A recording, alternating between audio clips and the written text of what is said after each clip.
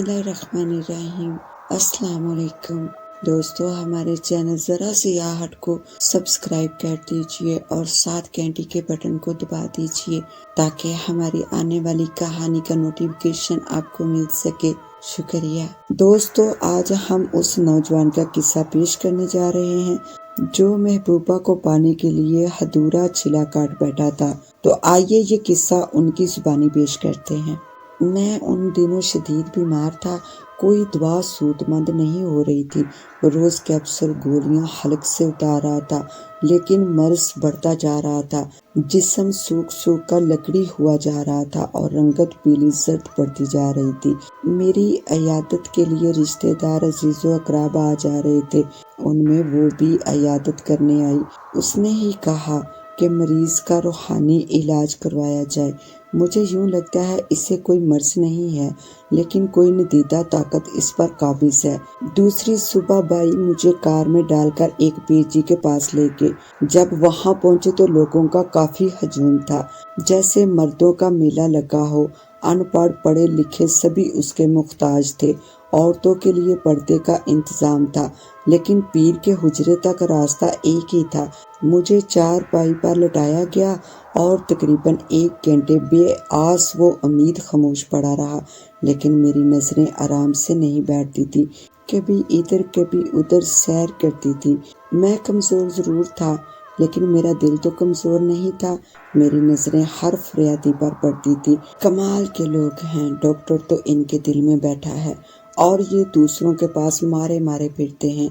उनका हाल भी मेरे जैसा है, या शायद मेरी तरह बेबस मजबूर हैं। 1 घंटा बाद मेरी बारी आई। मैं चल फिर तो नहीं सकता था, इसलिए पीर जी को खुद चलकर आना पड़ा। जब मेरी पहली नजर पीर साहब पर पड़ी तो उसके हाथ में तगड़ी छड़ी देखी। मुझे ऐसे जैसे दहशतगर्दों के टोले से हो, और दाढ़ी के बाल गायब थे। सर पर पगड़ी उलझी थी। गले में बड़े बड़े दानों वाली बड़ी सी तस्बीह लटक रही थी। कपड़ों में सलवटें थी। मुझे तो वो कहीं से भी पीर ना लगता था, या मेरा दिल उसे आमिल ना मानता था। मेरे लब खामोश थे, जिस्म सख्त था। मेरा भाई तफसीलात बता रहा था। पीर जी ने सब्ज कद्दू मंगवाए जो हम साथ लेकर ही गए थे। हाँ, मुझे याद आया, वो आमिल कद्दू पीर के नाम से मशहूर था। भाई से ताज़ा सब्ज कद्दू लेकर उस पर कुछ पढ़कर फूंक मारता, फिर छड़ी से उसके टुकड़े करता जाता, फिर मरीज पर फूंक मारता और फिर बता देता कि इस मरीज को क्या है, कोई मर्ज है या जादू। लेकिन जब तक मैं जाता रहा, मेरे कानों ने ये नहीं सुना कि किसी को कोई मर्ज हो। हर आने वाले पर जिन परी आशिक थी। काला इल्म करवाया गया था। मरीजों में से किसी ने जिन्नों के बच्चों की टांगें तोड़ दी थी, किसी ने इनके आराम में खलल डाला था, किसी ने इनकी रिहाइश को नुकसान पहुंचाया था, और कई लड़कियों पर जिन आशिक थे। मेरी उलझन उस वक़्त ख़त्म हुई जब कद्दू पीर ने कहा कि इस पर जिन ज़ादी आशिक हो चुकी है। कद्दू पीर अपना मंत्र पढ़ रहा था और मैं अपने आशिक होने वाले जिन ज़ादी के तस्वर में डूब चुका था। उसके मंत्र कहाँ काम करते जब डॉक्टर और मरीज का आपस में राब्ता ही ना था। वो मुझ पर फूंके मारता रहा और मैं तस्वर की दुनिया में जिन ज़ादी की तलाश करता रहा। यकायक कद्दू के टुकड़े मेरे ऊपर ऐसे गिरे जैसे पहाड़ की चोटी से किसी ने पत्थर के छोटे छोटे टुकड़े मेरा निशाना बांधकर फेंके हों। मैं अपने ख्यालात की दुनिया से बाहर आया। कद्दू पीर अपने मंत्र से फारग होकर भाई से मुखातब हुआ। इस पर जिन ज़ादी आशिक है और आसानी से इसकी जान नहीं छोड़ेगी, ये काम ही ऐसे करता है। फिर मुझसे मुखातब हुआ, जवान, जो अमलियात करते हो तर्क कर दो, वरना सजा मौत तक पीछा नहीं छोड़ेगी। ये शरीर है, हलाक कर डालेगी। मुझे कद्दू पीर पर गुस्सा आया। कौन से अमलियात, किसने किए? मैं ज़ेरे लब बड़बड़ाने लगा। हाँ, मुझे याद आया। मैं माजी के उस माहौल में चला गया जब मैंने छिले काटना शुरू किया था। शहर का बहुत बड़ा पुराना कब्रिस्तान था। कच्ची पक्की कब्रों से एक कब्रिस्तान आबाद था।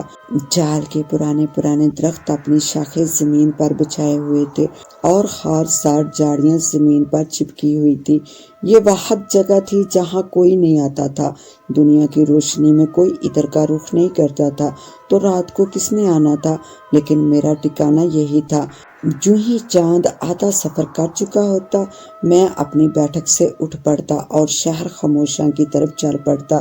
میرا ٹھکانہ قبرستان کے درمیانی جال کے درخت کے نیچے پرانی قبر تھی۔ یہ قبر بہت پرانی تھی۔ اس کی قبر میں کیڑے مکوڑوں نے سوراخ کر کے اپنا جہاں آباد کر رکھا تھا۔ اس قبر کے ساتھ ہی غار نما سوراخ تھا جو قبر کے اندر زمین کی تہ در تہ چلا گیا تھا۔ اب یہ معلوم نہیں کہ یہ کسی جانور کی کارستانی تھی یا کوئی اور وجہ، لیکن مجھے ایسی ہی جگہ کی تلاش تھی جو قبرستان میں بآسانی مل بھی جاتی ہے، کیونکہ حضرات انسان قبرستان میں عبرت کے لیے جاتا ہی نہیں۔ میں رات کے درمیانی حصے میں اپنے سامان کے ساتھ یہاں آ جاتا اور اپنا کام شروع کر دیتا۔ میرا کام کسی اور کے لیے نہیں تھا، نہ آج کے دور میں کوئی شخص بنا لالچ کے کسی کے کام آتا ہے۔ میں ایک محجبین کو حاصل کرنا چاہتا تھا۔ اس کا نام ثانیہ تھا۔ بلا کی حسین تھی۔ اس کے نین نقش قدرت کا حسین شاہکار تھے۔ میں اس کی خوبصورتی پر مر مٹا تھا، لیکن مصیبت یہ تھی کہ اس کا خاندان اور تھا اور میرے خاندان سے ان کی پرانی دشمنی چلی آ رہی تھی۔ بس میں ثانیہ کو چاہتا تھا۔ میں چاہتا تھا وہ میرے پاس بیٹھی رہے اور میں اسے دیکھتا رہوں، لیکن ایسا ہونا ممکن نہیں تھا۔ سماج دشمن کالے ناگ کی طرح پھن پھیلائے سامنے راستے کی دیوار بنا ہوا تھا۔ مجھ میں برداشت نہیں تھی۔ میں دوری برداشت نہیں کر سکتا تھا۔ بے قراری بڑھتی چلی گئی تھی۔ دل مچلتا تھا۔ کسی کام میں جی نہیں لگتا تھا۔ بس محبوب اور محبوب کی یادیں غذا بنی ہوئی تھی۔ میری حالت میرے لنگوٹیے دوست نے دیکھی تو پریشان ہوا اور مجھ سے اصرار کرنے لگا۔ نہ چاہتے ہوئے بھی مجھے ساری داستان سنانی پڑی۔ بڑا بے وقوف ہے تو، یہاں بڑے بڑے کام منٹوں میں ہو جاتے ہیں اور تو ہے چھوٹے سے مسئلے میں الجھا ہوا ہے۔ میں حیران ہو کے پوچھنے لگا کیسے، اور اس نے مجھے لاہور کے عامل کا پتہ دیا۔ صبح ہوتے ہی میں لاہور کے لیے نکل پڑا۔ وہ عامل بھی داتا کی نگری میں داتا کے بازار میں اپنا کاروبار چمکا رہا تھا۔ ڈھونڈتے ڈھونڈتے آخر میں پہنچ ہی گیا۔ مجھ پہ جنون سوار تھا، ایک نشہ تھا جس میں پوری طرح سے ڈوبا ہوا تھا۔ مجھے محبوب کے سوا کچھ دکھتا ہی نہیں تھا۔ محبوب ثانیہ کا نام دل اور زبان پر مچلتا تھا۔ آنکھیں اسی کی راہ تکتی تھی، لب اسی کی تعریف کرتے تھے۔ عامل داتا بازار کی تاریک سی گلی میں اپنا ڈیرا جمائے ہوئے تھا، پھر بھی لوگ جوگ دار جوگ چلے آتے تھے۔ میں نے جا کر اپنا حال بیان کیا تو وہ اونچی آواز میں بولنے لگا، ہو جائے گا کی آواز اس کے حلق سے نکلی۔ کیا ہو جائے گا بابا جی؟ مقصد پورا ہو جائے گا تیرا، محبوب قدموں میں ہوگا تیرے، دنیا دیکھے گی۔ مگر میں نے بے تابی سے لفظ دہرایا، مگر تھوڑی سی مشکل ہے۔ وہ کیا بابا جی، اور کیسے مشکل دور ہوگی؟ چھلا کاٹنا پڑے گا تمہیں۔ تم اس میں کامیاب ہوگے تو محبوب تمہارا، اور اگر ناکام ہوگے تو اپنا سراغ بھی نہ پاؤ گے۔ غور سے سنو، تمہیں پرانے قبرستان میں پرانی قبر میں بیٹھ کر رات کی تاریکی میں چھلا کرنا ہوگا۔ ہاں، اس کے پاؤں کی مٹی بھی لینی ہوگی۔ یہ اس مٹی میں ملا کر اس قبر میں چھلے کی آخری رات دفن کرنی ہے۔ اس نے پڑیاں دیتے ہوئے حکم صادر کیا، اگر تم یہ سب کر لو گے تو ضرور کامیاب ہو جاؤ گے۔ میں نے بابا جی سے فیس پوچھی۔ بابا جی فیس کتنی ہے؟ بچہ فیس نہیں، نذرانہ کہو، نذرانہ 7,000 دے دو۔ ہاں، مجھے بھی عمل کرنا ہوگا، راتوں کو جاگنا ہوگا، معاملہ بڑا الٹ ہے، زیادہ محنت کرنی ہوگی۔ بتاؤ دے سکتے ہو تو میں آج سے ہی کام شروع کرتا ہوں، ورنہ کا میں مطلب سمجھتا تھا۔ میں نے فوراً کہا دیتا ہوں۔ میرے پاس 5,000 تھے، 2,000 اسی دوست سے منگوائے جس نے اس عامل کا بتایا تھا۔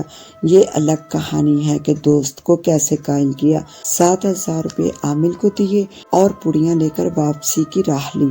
اگلے دن گھر پہنچ کر اپنا کام شروع کر دیا۔ مجھے محبوب کو حاصل کرنے کی جلدی تھی، مزید انتظار نہیں ہوتا تھا۔ میں ثانیہ کا دیدار کرنا چاہتا تھا، ثانیہ کو حاصل کرنا چاہتا تھا، چاہے مجھ سے میری جان کی قربانی بھی لے لی جاتی۔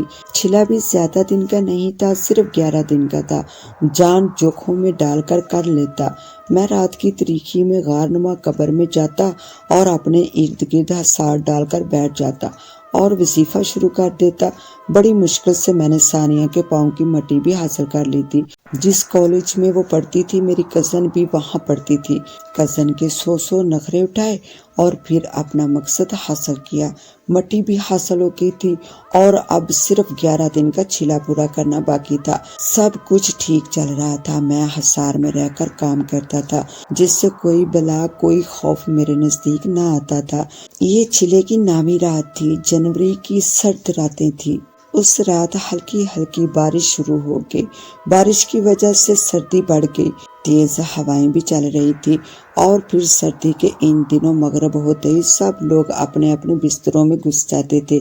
میں اپنی بیٹھک میں بستر میں دبے مچھلی کی طرح تڑپ رہا تھا۔ موسم نے سردی کو عروج پر پہنچا دیا تھا۔ منزل کو پا لینے کا جنون، محبوب کو حاصل کرنے کا جنون سر پر سوار تھا۔ بارش میرے جذبے ٹھنڈے نہیں کر سکتی تھی۔ بارش نے میرے اندر آگ لگا دی تھی۔ میں مقررہ وقت پر تیار ہوا، برساتی پہنی، جوتے پہنے اور قبرستان کی طرف چل پڑا۔ آج تو کتے بھی کہیں نظر نہیں آتے تھے، وہ بھی بارش کی وجہ سے محفوظ جگہ میں دب گئے تھے۔ ماحول میں خوفناک سی لہر پھیلی ہوئی تھی۔ بارش کی بوندیں ارتعاش پھیلا رہی تھی اور زمین سے عجب سی مہک اٹھ رہی تھی۔ میں گھر سے قبرستان کی طرف رواں دواں تھا۔ ابھی آدھا سفر طے ہوا تھا کہ آسمانی بجلی کڑکی۔ ایک دھماکہ سا ہوا۔ یہ بجلی مجھ سے تھوڑی دور گنے ککر کے درخت پر گری تھی۔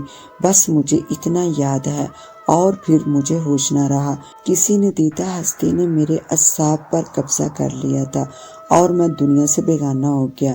بے ہوش ہونے سے پہلے میرے پاؤں کسی شے سے ٹکرائے تھے اور میں زمین کے فرش پر اوندے منہ گرا تھا۔ تب سے لے کر آج تک بستر مرگ پر پڑا ہوں۔ اس رات دھماکے کی آواز سن کر میرا بھائی میری بیٹھک میں آیا تھا۔ بیٹھک کا دروازہ کھلا رہتا تھا۔ انہوں نے مجھے نہ پا کر خوف اور حیرانگی میں مجھے ڈھونڈنا شروع کر دیا۔ گھر سے 1.5 کلومیٹر کے فاصلے پر مجھے اوندے منہ بے ہوش پڑا دیکھا تو اٹھا کر گھر لے آئے۔ اس رات سے آج تک بیمار پڑا ہوں۔ دوا دارو کر کر کے تھک گیا ہوں اور پیروں فقیروں کے پاس بھی جا رہا ہوں، لیکن اب کدو پیر کی سمجھ نہیں آئی تھی جس نے جن زادی کا عشق بتایا تھا، جس کی میں شکل و صورت سے بھی واقف نہ تھا۔ میں کسی کے عشق میں بیمار تھا اور وہ میرے عشق میں پاگل تھی۔ دونوں ہی عاشق تھے۔ وہ میری عاشق تھی اور میں ثانیہ کا عاشق تھا۔ میری کزن نے ثانیہ کو بتا دیا تھا کہ احمد تم پر مرتا ہے اور تیرے عشق میں بیمار پڑا ہے۔ پھر ایک دن میری محبوبہ میری عیادت کرنے آئی۔ میں اس کا دیدار کر چکا۔ وہ چلی گئی تھی لیکن میری بے قراری ابھی باقی تھی۔ من کی حسرت قدرے کمزور پڑ گئی تھی۔ میں 4 سال سے بستر مرگ پر پڑا ہوں۔ کدو پیر کالے بکرے لے کر فرار ہو چکا ہے اور اس جن زادی کا اسیب میرے ذہن میں ڈال گیا ہے۔ شاید وہ میرا دیدار کرتی ہوگی لیکن اپنے جلوے دکھانے کے لیے تڑپائی جا رہی ہے۔ ثانیہ کی شادی کہیں نہیں ہوئی۔ کسی ہمراز سے خبر ملی ہے کہ وہ میرے سوا کسی سے شادی نہیں کرنا چاہتی۔ جانے وہ بھی اب میرے عشق میں گرفتار ہے۔ دلوں کے بیدرا بھی یہ جانے میں کیا، میری اوقات کیا۔ دوستو دعا کریں میرے لیے کہ میں صحت پا کر ثانیہ کو حاصل کر لوں، اور جن زادی سے ملاقات ہوئی تو آپ کو ضرور بتاؤں گا۔ دوستو ہمارے چینل ذرا سیاحت کو سبسکرائب کر دیجئے، شکریہ۔ اس کے ساتھ ہی اب مجھے دیں اجازت، ملتے ہیں انشاءاللہ نیو کہانی میں۔ تب تک کے لیے اللہ نگہبان۔